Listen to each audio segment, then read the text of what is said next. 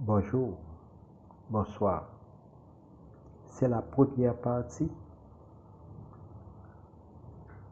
d'une conférence qui a été donnée concernant le drapeau haïtien comme construction symbolique entre histoire, mémoire collective et identité nationale.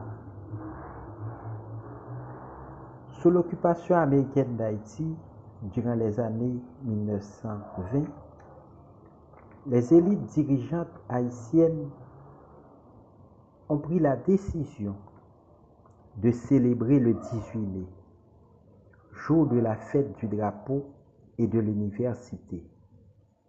En réalité, les deux bicolores, le bleu et le rouge, et le noir et le rouge, ont existé avant le 18 mai 1803. Et les deux ont été présents au congrès de l'Arcahaie le 18 mai 1803.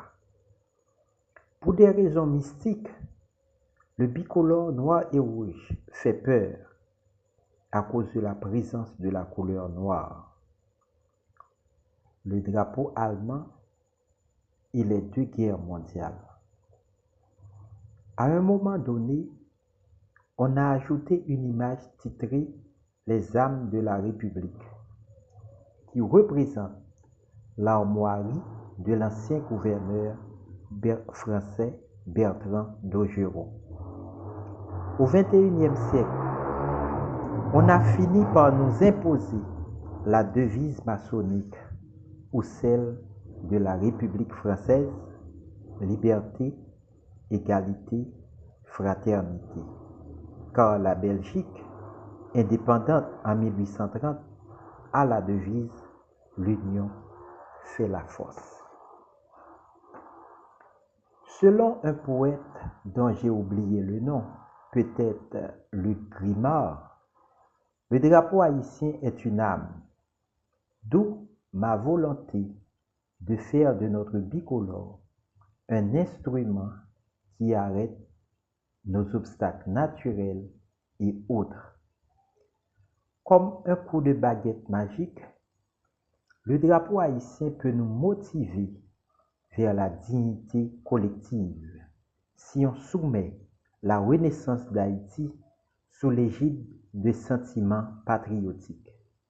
Plus précisément, un quadrilatère de sentiments.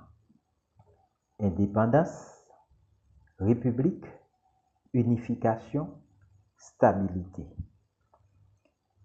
En ce qui concerne l'indépendance, mes chers compatriotes, sauvegarder l'indépendance a été l'idéal dessalinien et l'historien et ancien président Sténio Vincent a dit de Dessalines qu'il est un bloc. Il faut passer de l'état de bloc à celui de roc, car l'héritage dessalinien, qui consiste d'abord à garder le refus de la crainte du blanc par l'haïtien, en souvenir de la quête d'égalité civique du mulâtre et de la rébellion du noir pour sa liberté, et de plus, l'idéal dessalinien qui prône un idéal de puissance par l'aide accordée au leader latino-américain Francisco de Miranda, 1805, est devenue lettre morte de nos jours.